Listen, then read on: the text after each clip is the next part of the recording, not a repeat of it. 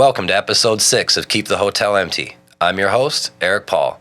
In studio today, we are grateful to welcome in clothier, innovative entrepreneur, and owner of Tweeds Custom Clothing, Donald Carlson. In today's episode, Donald discusses the development of his drive, starting as a magician and working his way up to owning a successful mobile and brick and mortar custom clothing company. Please enjoy.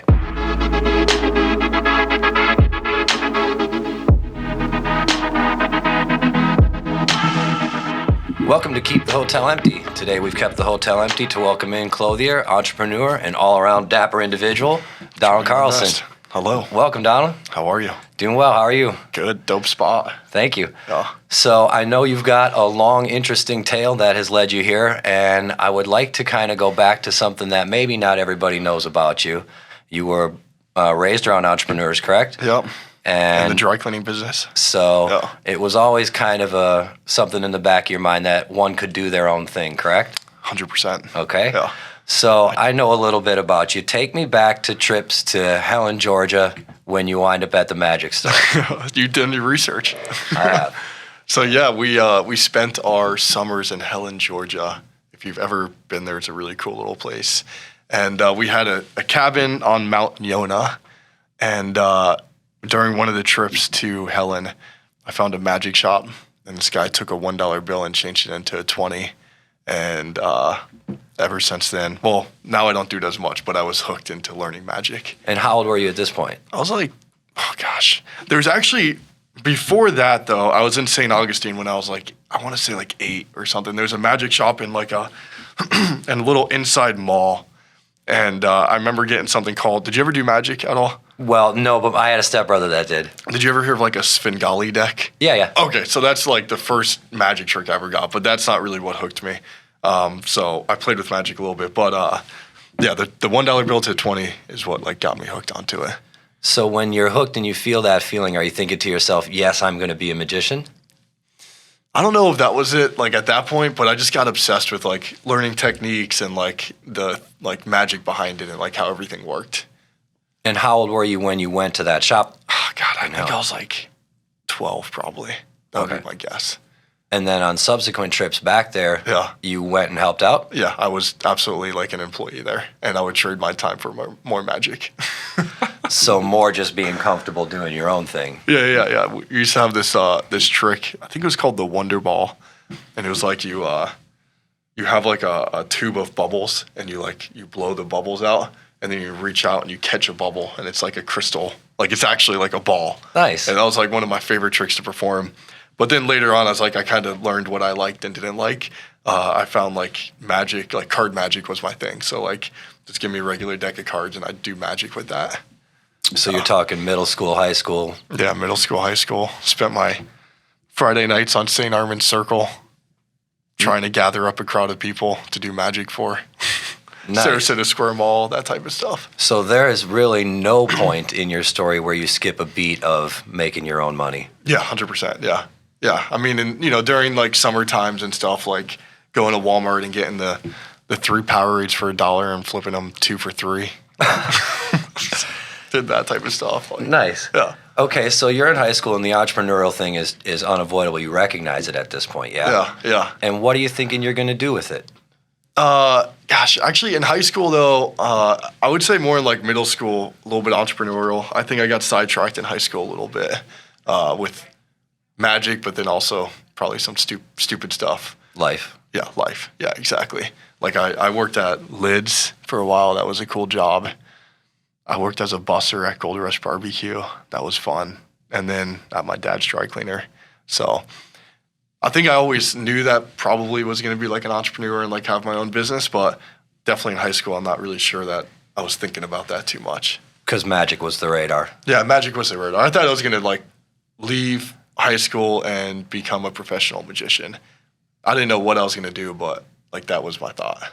Right. And when you're working these other jobs at Lids and everything, is there something in you that's just like, there's no way I can do this? Yeah, 100%. I have to do my own thing. Yeah, 100%. Okay, so when you get out of high school and you've got the skill set of, you know how to make yourself some money, you got a skill set of magic tricks, where do you go right from there? Because suits and the clothier portion of the show was not on the radar at all at that point, correct? No, after high school, right after high school, really, I worked at my mom's strike. My parents split. My mom kept one of the cleaners. So I worked at my mom's cleaning business, and most of the time would just be practicing magic. And then one of my buddies got a job at Universal Studios for a place called Theater Magic, performing magic. And I had an in to try to get a job there. So I went and tried out, did an interview, and got that job, and then went to Universal Studios to do magic there for 6 months. And that was basically straight out of high school? That was basically straight out of high school. I was probably about 9 months out of high school. And you had how long being around the dry cleaning business? I mean, really, I was in it my whole life. Like, some younger times, not being at school or something, I would help my dad in the dry cleaning plant, making hangers, hanging up clothes, all that fun stuff. But then, when I was like 15, I got a real job at the cleaning store. Yeah. Okay, so then you go and work at Universal for a little while. Yeah. And that doesn't do it. No. Well, so I got fired, which was very sad. For being too magical? What's that? Being too magical? Too magic, yeah. This guy was too good. No. Yeah. Your magic was needed elsewhere. Yeah, no. So what really happened there was Universal Studios, like the place I worked at, Theater Magic, wasn't, like the guy rented out the place. Like he was like a store inside of Universal Studios. Like it wasn't Universal Studios. Gotcha. So I worked in there, and what we would do was like a 20-minute show. And within that 20-minute show, we'd basically be performing like 5 magic tricks that we would sell at the end. And so what we could sell was the amount of magic we could sell like brought our hourly wage up basically. And so like I just couldn't sell enough magic. And so he was like, let me go. Right. Yeah. But I can only imagine that did some good for your people skills and interacting with people at random. Yeah, 100%. I mean, and even before that, like just walking up to random people and asking them, hey, do you want to see a card trick? From the busking equivalent of magic. Yeah. Is that what they call it when you do magic on the street? Is that still busking? Yeah, you can say that, yeah. Okay. I don't know how many people use that term anymore, but yeah, that's what it is, really. Yeah. Yeah. Okay. And so, like, I was inspired by a lot of, we call it, like, street magicians, like, in that world of magic. Right. Like, David Blaine, obviously, was a huge inspiration. And then there's some, like, little guys like Wayne Houchin and other guys that just did that type of street magic, and that inspired me. Where would you say that your ability to talk to people comes from like that? Were you always like that? Because I know that's something that a lot of people struggle with, so it helps to hear how you... Yeah. Did you ever get over the fear, or did you just not have the fear? I think I got over the fear, but, like, I would sit in my room and practice a trick until I felt comfortable performing it, and then I would just go out and ask people if I could show them a trick. And then I think just doing it so often, like every day, it just became like nothing. I don't think I'd be able to do it today, though. No? Maybe. I mean, I don't know. Like, it would be weird for me to just go down Main Street and walk up to a random person and ask if they want to see a card trick, because I haven't done it in so long. You know what I mean? It just becomes unfamiliar. Right. Could I do it? Yeah, I could, but... But you do have a history of getting yourself comfortable being uncomfortable, correct? Yes. Yeah, 100%.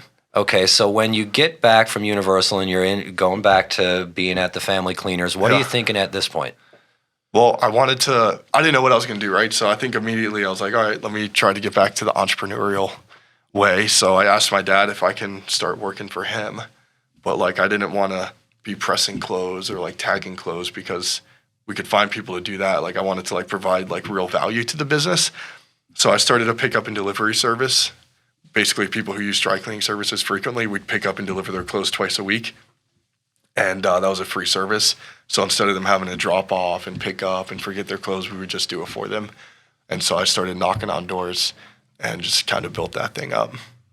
So being able to approach people has just been an invaluable skill. Yeah, I mean, magic, I think, helped with that a lot. Knocking on doors, I still do. I feel super comfortable doing that. But yeah, I do think, like, asking people to see magic tricks randomly helped me in my ability to do the door knocking. So how long did it take you to get from the point where you're conceptualizing growing what was just a small delivery service that your dad already had running, correct? Yeah, he had like 7 customers on the route. It wasn't really anything. Gotcha. Yeah. So you took that seed and watered it. How long from that point to where you're like, okay, I'm topping out here, Now, what's that like? What's your mentality like? Do you start seeing the delivery business getting short on runway? You're getting antsy to do something else? Yeah, I mean, it's a tough question, but like probably 5 years into it, like we built it up, took like we went from one van to having 7 vans and like, multiple drivers 4 days a week just picking up and delivering clothes. And I just kind of got burnt out and I kind of saw like a cap of like where this business could go. Right. It's a low ticket item. So like we have to pick up so many clothes to even really get anywhere. And we built it up pretty substantially, but I just knew like I wanted to have a bigger business, something that could, I could really scale and build. So you seem to have not much of a problem, and forgive me if this seems like a harsh word, but becoming obsessed with the things that you get interested in, be it magic or... Yeah, 100%. I'm very one-track minded. Okay, yeah. I can get that. Yeah, I see that. Like it's either, like magic was like it's magic. Like that's what I did. Like I'd be up till 4 a.m. every night on, do you remember Tiny Chat? It's like a video chat. Do you remember Tiny Chat? No? Okay. Like a video chat thing. And so I'd be like with magicians like all across the world. We'd just be practicing magic every night. Then I'd be like going to conferences and stuff. And then with the dry cleaning business, it was only dry cleaning. All I wanted to do was knock on doors and try to get more people. And now with Tweeds, it's just like all Tweeds. Do you ever have the point where either people are telling you that you're obsessive or you're actually feeling obsessive yourself? Or is it more that when you get into that mode, that's actually when you feel comfortable? I mean, I could feel that I get obsessed with things. And yeah, I mean, my parents always told, like, I feel like I always got told, like, that I'm a very obsessive person. But it didn't seem that way to you, No, right? I don't think so. No, it just seemed normal. Yeah. Right. Because I find that some people, their passion is a hard thing for them to wear because if you go down the rabbit hole enough, people think you're nuts. Yeah, 100%. And I'm sure you've had some of that. Have you ever, I guess the magic thing probably did that to some degree, huh? Yeah, I would say the magic thing. Yeah, there's a large rabbit hole in that. So when you're seeing the plateau of the obsession of growing the delivery come. Yeah, and I just kind of got burnt out with that business, with the dry cleaning. It's a tough business, and I loved it, and it took me, built tons of relationships and brought me where I'm at today. But yeah, I just got, I just knew that there was something else to do. Because some voice was like, hey, this is not feeding the passion demon anymore. Yeah, exactly, yeah. So and like leaving the dry cleaning business, like, was obviously tough. So like in my journey of finding like the next thing, like I knew it had to be like the right thing and really make sense to like leave my dad and all that. Because I enjoyed doing what I did, like I really did. And, we were like a team, like that was fun stuff. Yeah, and leaving a family business is a lot of implication too. Yeah, my sister's worked out. My dad still works on my dad's dry cleaner. She's 32 and she's been there for like 16, 17 years. Like, it's family business. Yeah, my family's a lot like that too, so I can relate to that to some degree. Yeah. So when you're getting to that point where you're getting burned out and it's time for part 2 and we don't know what part 2 is, how close does that coincide with your fabled trip with your girlfriend, where you get the Inspirato for what becomes the first box truck? Does this happen coincide? It was about 2 years. Like there was probably a good 2 years of like, I knew that I wanted to do something else. But like during that time, obviously I still gave everything I had to the dry cleaning business. But yeah, about 2 years, I would say. And then, when I had the idea for what is now Tweeds or custom clothing, like I knew it. Like just something just clicked. Like this was it. And immediately the second I saw it, I knew this was it. And like and then that was probably my most obsessive thing ever. Like, and that's exactly what I wanted to ask you about, because I feel like there's probably a lot of people out there that can benefit from hearing that when you have that feeling, when you see it and you know it, and you actually latch on and follow through with that. What does that feel like when you're going through the rest of your vacation with your girlfriend and there's part of your mind that's thinking, all I want to do is get home and sell my car. That's all I want to do. Yeah. What is that like? I don't know. I just like... To be preoccupied enough to not be scared, I guess. Yeah, I don't know, man. Like, I look back at that time and I'm like, I don't know how I had the courage to do that. Because, like, I got down to like $0 in my bank account. We were living across the street here. Rent was like $2,000 a month. And like, I didn't save money. But all I can say is like when I saw it, I just knew. and immediately became absolutely obsessed. I needed to start figuring out the pieces right away. And I did. I was already on the phone trying to get a car loan to get the box truck and get rid of my car. And like immediately it just started coming together. So that's where the obsession, when you can, and I hate to use the word obsession, but it's almost like passion's action. Yeah. You know what I mean? Yeah. When you can be passionate enough to take some action, you'll seem obsessed. Yeah. You know what I mean? So you get home and you get the box truck, and you don't have any background as to where suppliers are coming from, anything like this. You're just full on gung ho. Yeah. So tell me what that's like when you're operating from dead blank slate. All you know is I'm getting a box truck. Yeah. I mean, I think when you know you want to do something and you really, really want to make it happen, you just figure a way to make it happen. So like the day we got back, sold the car, found the box truck. First thing that came to mind is how am I going to build out the box truck? So I started like calling like handymen that would like keep the truck in like their lot for like 3 months while they built it out or something like that. So I found 2 guys to build it out, and then from there I need to figure out how to measure people, right? Because I didn't know how to do that. So I started learning how to measure, and then I need to figure out how to find fabrics, find someone to make the suits. And so it was just a constant like 4 months of just like go. And the measurement is like the art unto itself. Oh, 100%. Right? Yeah, it really is, because like I think a lot of people measure differently, but I mean, like the measurement is the key to the fit. Like if you don't have the right measurements, it's not good. What's some of the common things that you see in off-the-rack stuff where they got to give you the cookie-cutter measurement, where the made-to-order thing is just vastly better?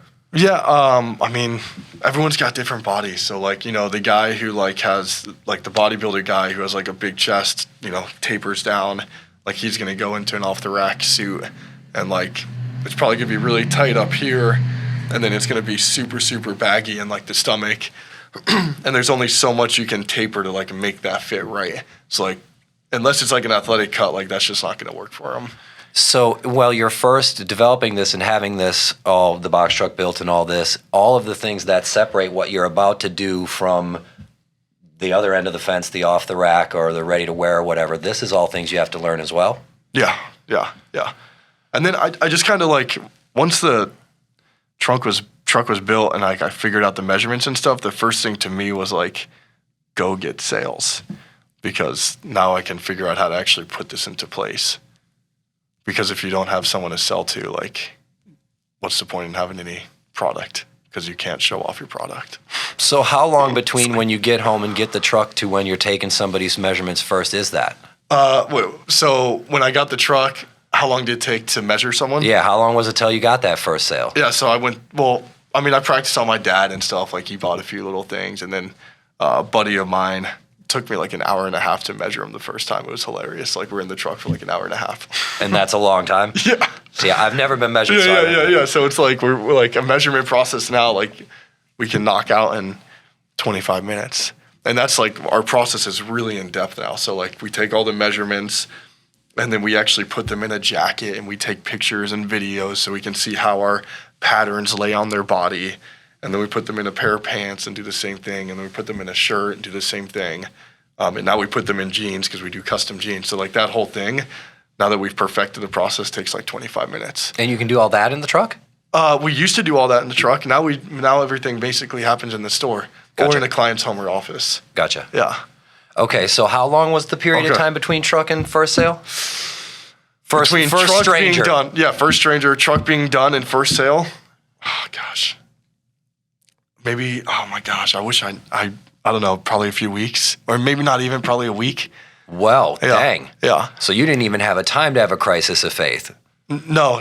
Yeah, we just went. So I'll tell you how it happened. You know what Kawa Coffee is? Yeah. On 2nd Street? Mm-hmm. Yeah, 2nd Street. I just parked the truck up in front of Kawa Coffee. And Seth, you know Bobby Reardon, right? Yeah. So he came and saw the truck. So he's like, yo, dude, I want to support you. Like, I didn't know who he is. He's like, he came up and got measured and bought a jacket. And I was like, yeah, heck yeah. And he's still a client today, and he's a friend. Nice. Like, yeah, so. Yeah, well, I imagine that you have a humongous relationship-based business. Yeah, 100%. It's very, very relationship-based. I mean, and for us, like, referrals are huge. So, like, giving a good product, giving a good service, building a relationship is just really, really big for us. It's cool, man. It's like, we're like the barber for your clothes. Right. You know what I mean? Like, you go to your barber and you like, whatever, you got the relationship with them. Absolutely. Yeah. That's actually my barber before I started shaving my head was my first guest on. So you go to Fresco then? Yeah. Okay, yeah, cool. Yep. Shout out Fresco. So you do the box truck thing. That starts to take off relatively quickly, or you had to grind that out and try to prove your concept? Such a grind.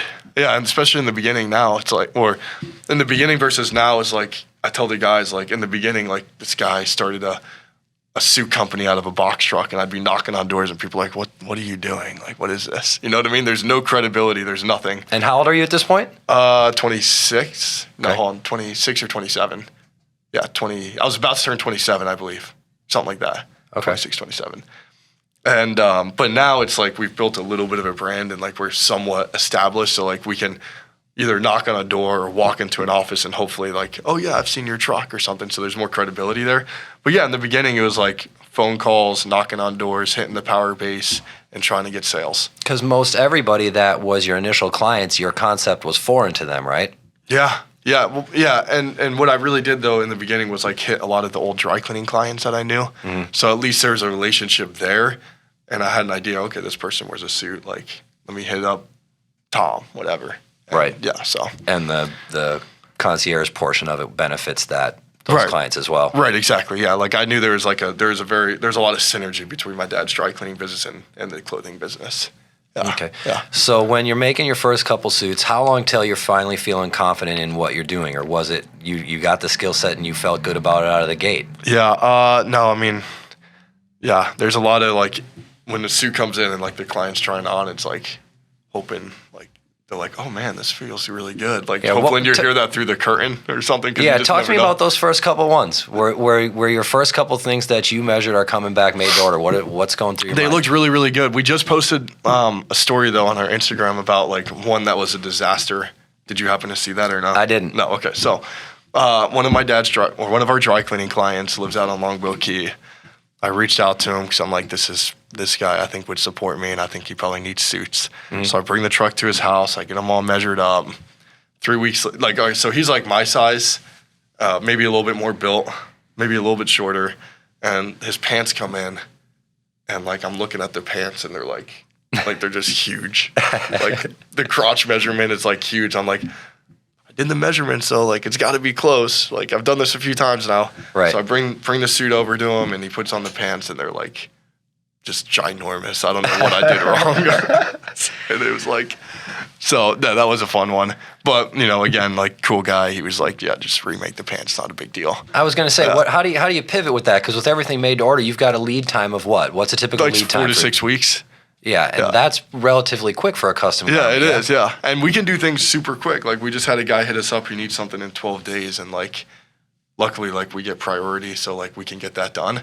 But like, yeah, no, I mean, but most people are cool. Like, you make mistakes, and as long as you fix them, then, hopefully people understand. And that almost helps build a client relationship to some degree, huh? Yeah, 100%. Yeah.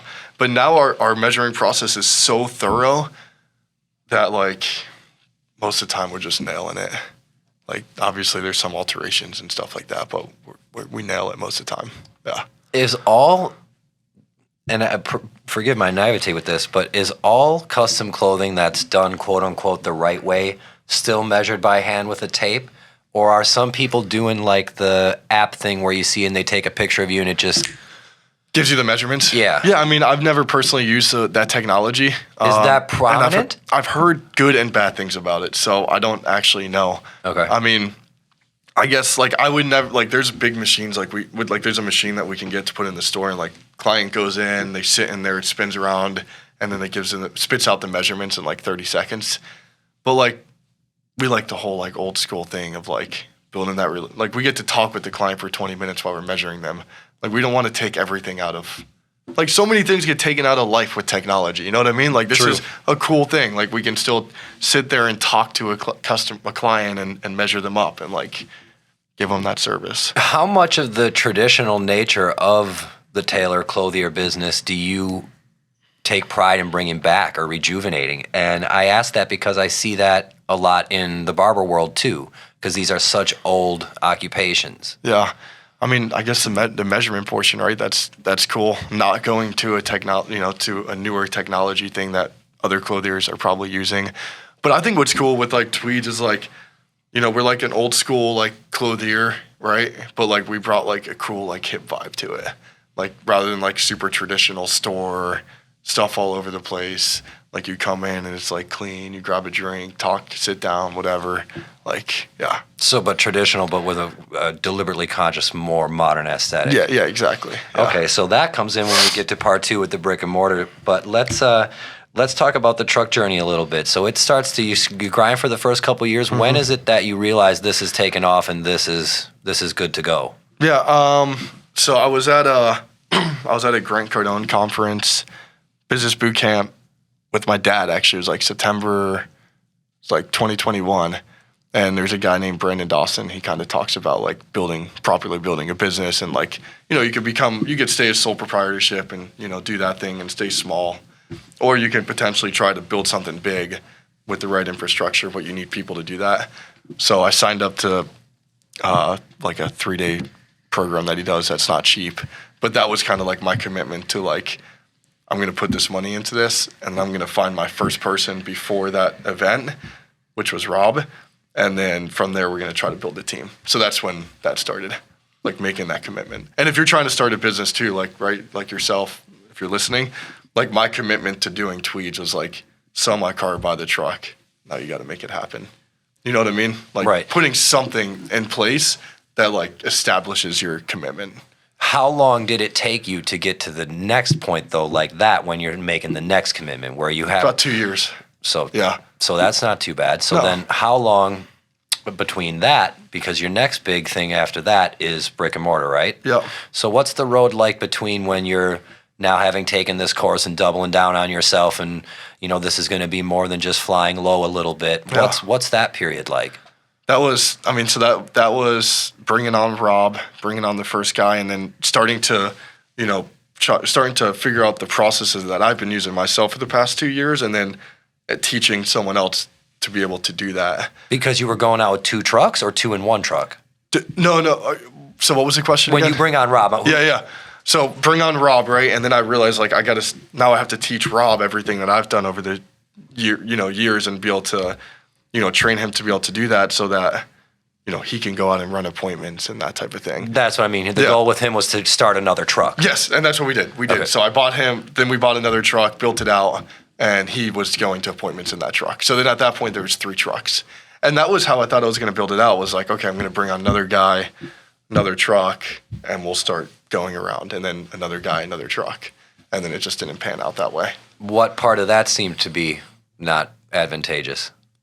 I didn't know where I was going to put all the trucks. Yeah. That was one thing. It just didn't seem super scalable like that way. Is it hard to trust that whomever you hire as another tailor can 100% maintain, I hate to say the word quality, but do things to your whatever your standard may be, because you can't sit there and hawk over their shoulder. You can't double check. You have to trust that their job is done properly to reflect your business. How was that? That's tough, because it's like, that me being, the owner and me, it's my business. Like no one's ever going to really do it the same way. Right. But hopefully you can bring on good people and trust them. But yeah, it's really tough, because now you're letting go a portion of your business. But if you don't do that, then you're just going to become a one man. You're just going to be a one man show, because you can't do it all yourself. You can only go so far with one person. So after you bring on person 1, how long till you bring on person 2 and 3, and where? So it started to happen a little bit quicker now. It's like November 21, Rob came on, and then August 22, Mike came on, and then January 23, TJ came on, and then June, now Matt came on. So now 4. Okay, and where in that timeline do you go brick and mortar? August 22. So when I did June 22 is when I signed the lease for brick and mortar.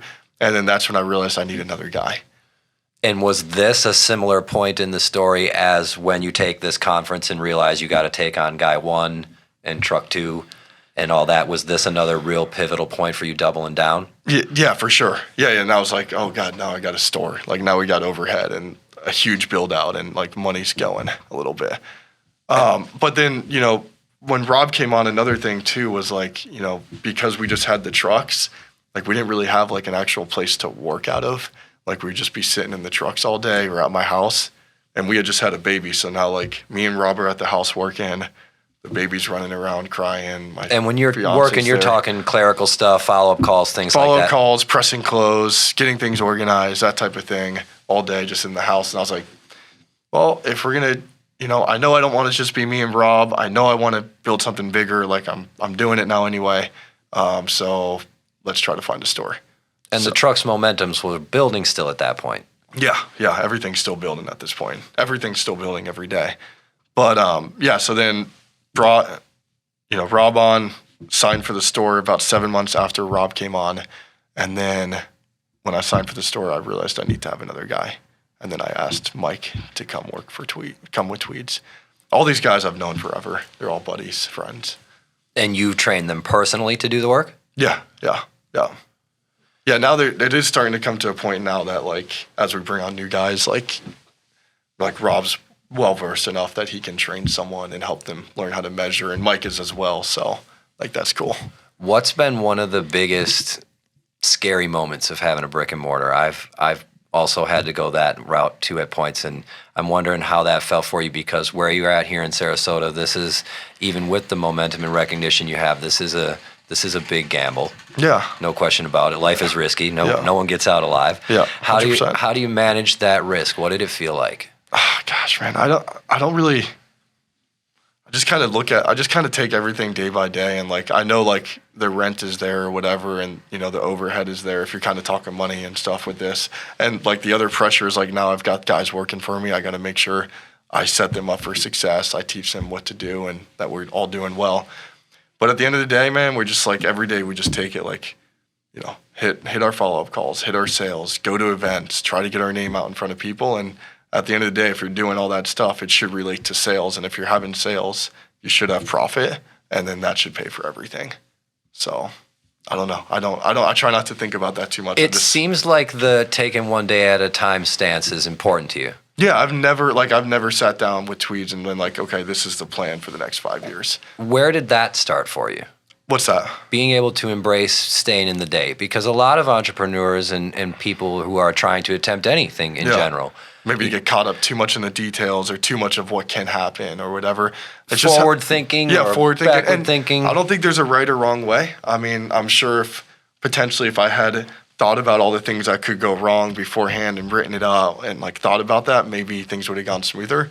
But I don't know. It's just how I've always been. Like I just take it day by day, and I just like I didn't never thought like we would ever have a brick and mortar. Like 2 years ago, even like if you would have asked me, hey, would you ever have a store? I'd say heck no, I never want a store.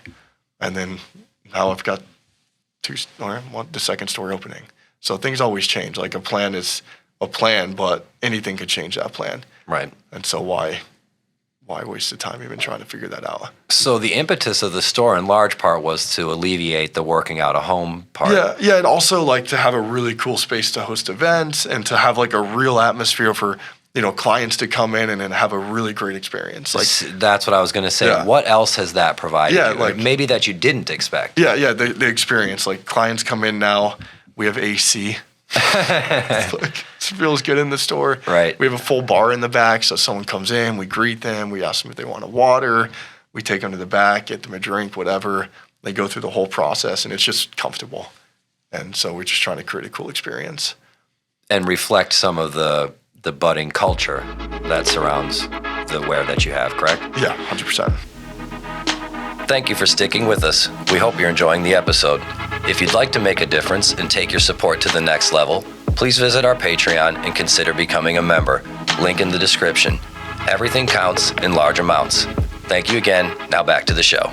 How much do you think we're at some kind of weird cultural crossroads where you've got this certain group of people now that is finding people like you, wants to look better, wants to look put together, wants to have a shirt that's made for them, versus this, for want of a better term, I just don't give a shit culture? Yeah.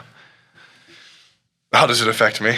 How does it affect your business? Because, I mean, I know there's a lot of people that are just straight up, I won't wear a suit. I don't need to wear a shirt. I don't want to wear a tie. Right. I think that comes from like I don't know, right? Because everyone's got a different vision, but like I think that comes from like potentially like their idea of someone wearing a suit is like someone who's in, back in like a corporate job from like the 80s, and they're forced to wear a suit every day, and it looks baggy and there's no style to it. And like, that's like their vision. Like, I don't want to do that. But like, that's not how it has to be. Like, you can put together like a suit that looks really, really good and cool with your own style. And doesn't have the stigma of feeling trapped. Right, yeah, and feeling trapped. Yeah, exactly. But, there's like tons of, I get it. Like the work culture is just, it's a lot less dressed up these days. So all I can do is wear a suit every day, try to make it seem cool to wear a suit, build a great brand, and hopefully, inspire people to maybe throw on a dress shirt. Like, or if you go out on a Friday night, like I always say this, like go out on a Friday night and actually put a little bit of care into what you wear. I mean, your girl usually puts time together and makes them look good, Like, why you're just throwing on a pair of basketball shorts and a t-shirt and having absolutely no care for how you look. Right. Like, I don't get that. Because it can be a night and day difference mentally. Yeah. So let me ask. And that is, have you heard of the enclothed cognition? I have not. No? All right. So later on, if you're listening to this, look up the study, like the enclothed cognition. And there's a study done by Northwestern University. It's basically what your clothes are saying to you, not about you. And it's really, really cool. Very interesting. Yeah. Yeah, I think there's a lot of validity to that because, I mean, like any animal that wants to make themselves look right for whatever reason, we've kind of abandoned that because we've got so much option. Yeah. But let me ask you this, being in Florida is a bit challenging. It's hot here. You got a lot of people that don't want to dress up because of that. Yeah. What are the challenges that you face to try to get somebody who maybe wants to look better, but they don't? I mean, it's 96 degrees, 7 a.m. That's hot. How did you learn to manage that one? I mean, it's a big objection we get every day. And but regardless, it's hot either way. Like whether you're wearing a suit or a t-shirt and shorts, like it's hot. But I mean, from what you had to learn from a fabric suit construction standpoint. Yeah, I mean, we're just use super lightweight fabrics. Like that's most of what we source. Like most people think like, wool is a heavy fabric. And it can be, but we source, a super 130, 140, where it's super breathable, feels really, really good. What do those numbers mean? It's just the thread count, basically, how light, delicate they are. Yeah. And then, in the construction of the jacket itself, like, we don't really use like a gluing process, like when you're making the jacket. So the jacket breathes better, feels better, it's lighter. So, we try to make it as light and as best for Florida as you can. So when you find somebody that you can get over their objections or people that are first timers, what is that like when you see that? How does that feel for you when you see someone feeling good about themselves and you'd help that? Yeah, it's awesome. Yeah, especially like they come out the fitting room and then they want to wear it out. That's cool. Tell me about maybe a first timer, somebody that you did their first suit with. God willing, that'll be me at some point. I haven't been fitted for a suit since I was in Hollywood 20 years ago, so it'll be like a lot of first custom suits we do for guys is like younger guys getting married, and like they're like, maybe they'll have a job that they need a suit or whatever. So like now it's this first time in their life where they actually like, all right, I'm getting married. It's a good time for me to get a custom suit. So they hit us up. And every time like the reaction is just like, and sometimes like the women, when they see like their guy come out, like they're just like blown away because they've never seen him in like a well-fitted suit. And so it's a good feeling for sure. That's awesome. Yeah. That's cool that you can then help people in those kinds of capacities, not just business suits. Yeah, 100%. Yeah, I mean, a good mix of what we do is, wedding suits, business suit. Like, everyone comes to us with a different need. So what's the most gratifying part for you personally? You definitely seem like you enjoy the process more than the reward.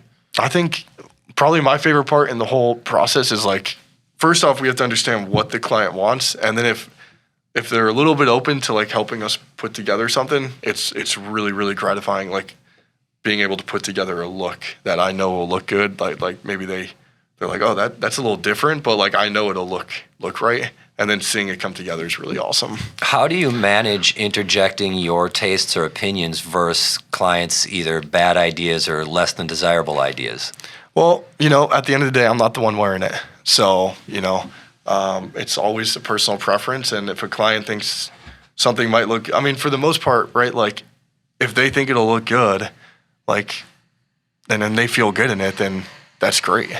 Like, I mean, who's to say like my opinion is right and their opinion is wrong? You know what I mean? So like we let them guide that process, and we'll help them along the way if they have a question and stuff, and give our input. But at the end of the day, it's their suit, and we want to make them feel good. But someone could come into you and just say, carte blanche, measure me, dress me.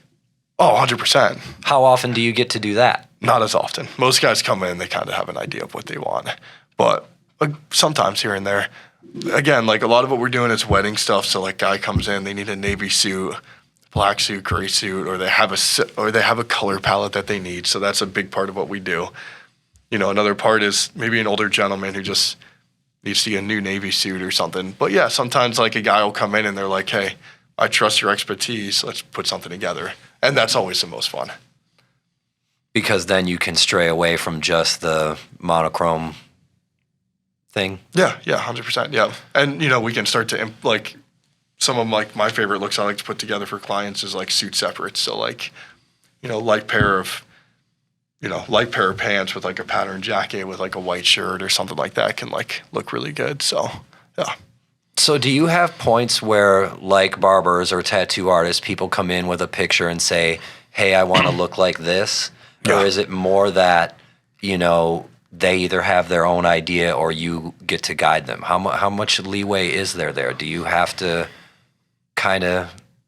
I mean, we get a lot of guys that come in and they're like, hey, they see Conor McGregor in a suit or something, or like Harvey Specter in a suit, and they're like, just, I want something like this. So it helps us get a visual of what they want. But yeah, a lot of guys will come in, they'll try to start to describe and depict what they want, and then usually through our Instagram or something, we have something that we can show them to help visualize it.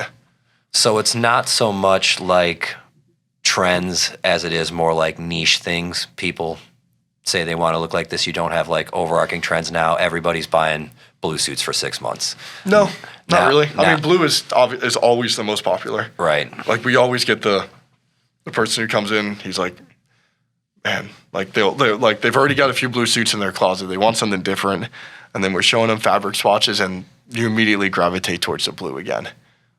It's just like, it's hard to stay away from blue. Like, it's a good color. Is it hard to get people to step outside their comfortability in general when it comes to suits? Because when I see all the more lively patterns and things, that's what I'm personally attracted to. Yeah. You couldn't put me in a monochrome suit. Mm-hmm. But I'm curious, like, how much of that you have to fight? How much cultural of that is there where people can't, they get self-conscious, oh my God, I can't wear a pattern, I'm going to look like I belong at Ringling. Yeah, well, I mean, it's like, for them wearing a suit in the first place could potentially already be uncomfortable. And then, throwing a blue and white window pane on top of that might just not work. You know what I mean? Yeah. Like, wearing the suit already might be uncomfortable, and then, like, doing something crazy. But, like, you're used to dressing up and feeling good, and you got that personality. Like, you can pull it off, and that's not going to, it's just might work for you. Right. But, like, yeah, I mean, it's super important for us to sit down with the client and go through a discovery phase so we can understand what's going to best fit them. Do you find the brick and mortar helps that? Yeah, for sure, because we can sit in the back and we have like a poker table that we just sit around and talk for a little bit. Nice. Yeah, because like, okay, why are you coming in? Okay, I'm getting married. I lost a bunch of weight. I need a new navy suit. I'm going to a business conference. Like all those things are going to start to like depict, like branch us off into different areas. If they're getting married, now we need to know, like, do they already have color picked out, or what are the color palettes of the wedding, right? If they're going to a business conference, now that guy might want like a pair of jeans and a t-shirt over like a sport coat.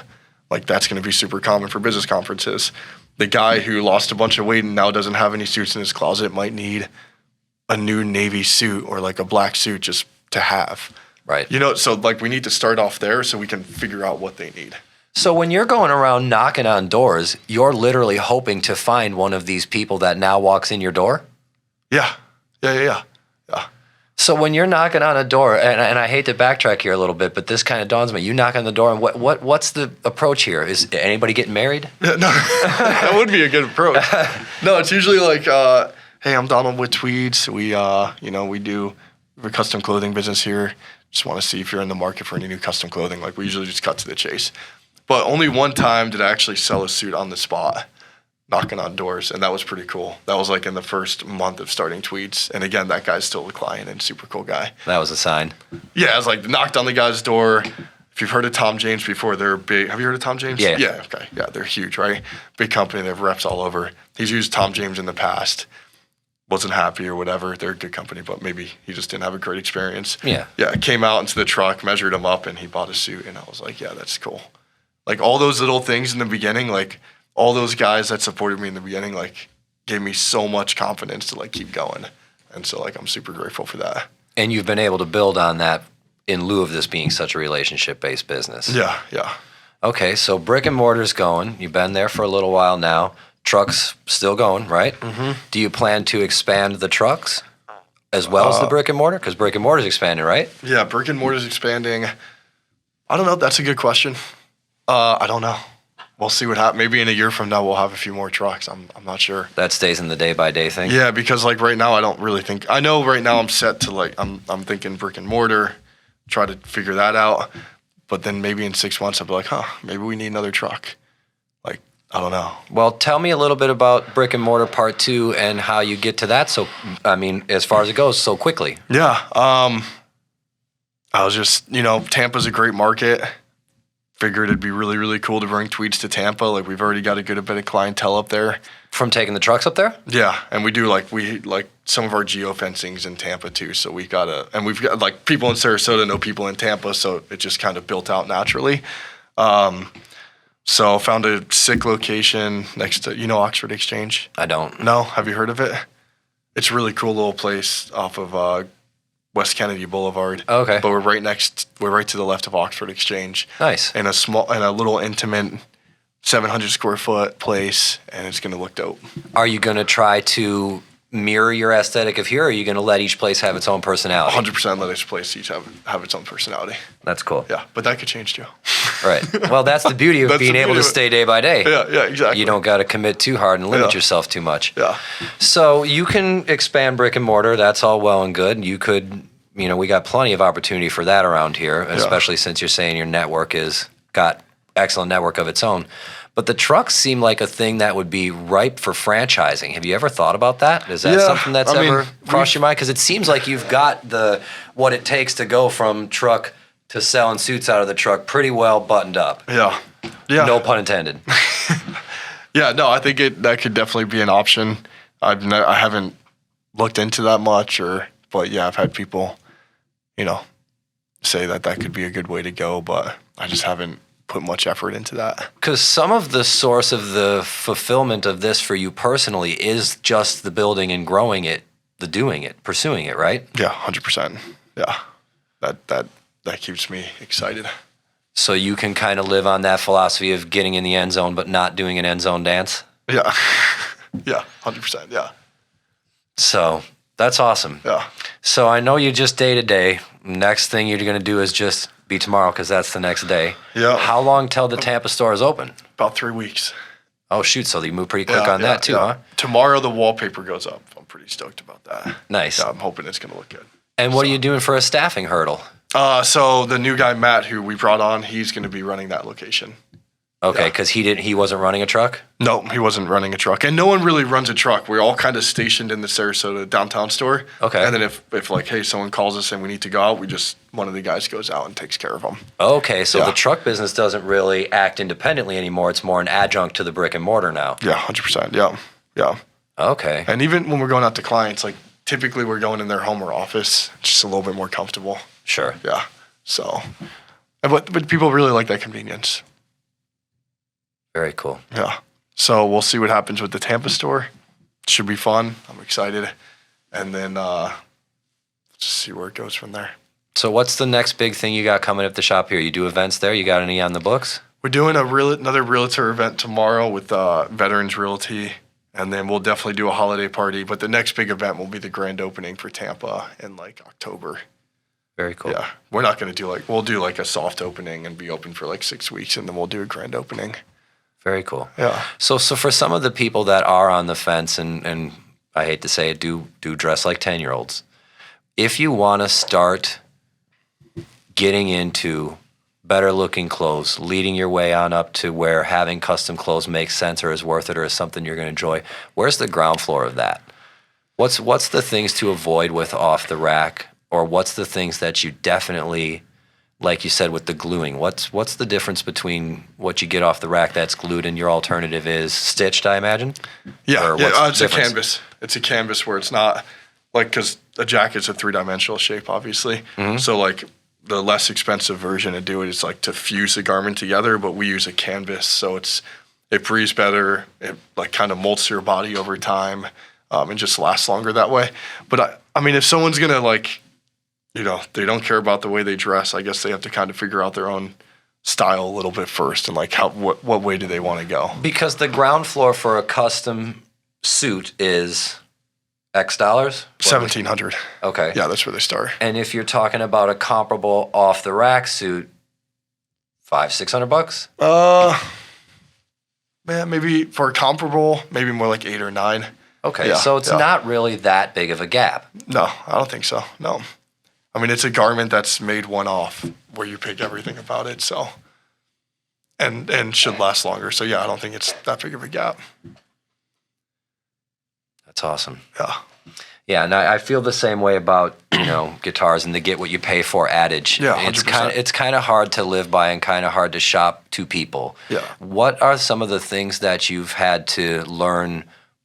I hate to couch it this way, but more selling to the affluent, because by nature that's just who your more general client is, correct? Yeah, 100%. Yeah. Yeah, I mean, obviously it's not an inexpensive garment, so like, yeah, like you're going to come in and spend typically like at least $2,000. So, you know, not everyone can just throw that type of money around. Right. Yeah. But your alternative to that, or where you've kind of branched out for that, is what you call as ready to wear with the jeans. Is that the proper term for that? Yeah, we do. We have ready to wear jeans. And how does that work? So we have a whole like sizing of jeans and colors, but then we also do custom jeans too. So someone could come in and buy ready to wear or custom. How does the custom jeans thing work? Because I'm one of these people that cannot find jeans. No? Like, what's the issue? I'm too tall for how thin I am. So I have way too much crotch, or I have to buy a 36-inch waist for them to be long enough. Got it. And I'm more like a... So do they be, like when you find, like they're too baggy? Yes. Too so baggy? I have to get, you know, slim ones that are actually big enough for someone who doesn't have pencil legs. Yeah. So I literally have found one pair of Vans pants that fits me, and I just try to keep buying them. Yeah. So the process is kind of like the same as a suit. Like we take all the measurements, we put you in one of our jeans, we take the videos and pictures to see how everything sits, and then we have like legs of the jeans so you can see the colors, and then you pick the stitching, the patches, the buttons, and it's all made from scratch too. And what's the cost disparity in something like that? I mean, so ready to jeans are expensive to begin with. Yeah, they are, and these are definitely not inexpensive as well. So ready to wear jeans are $395, and then custom jeans are $595. Okay, so not a terrible gap. No, I don't think so either. Yeah. How long have you been doing that? We started pushing it when we opened the store about 10 months ago. So, about that long. And you have other garments that fall in that category too? T-shirts and... Yeah, we do. We have T-shirts that are made out of bamboo. We can't do those custom, but most anyone could come in and probably find a size that would fit them off the rack pretty well. Yeah, T-shirts a little more forgiving. Yeah, especially with all the stretch and everything.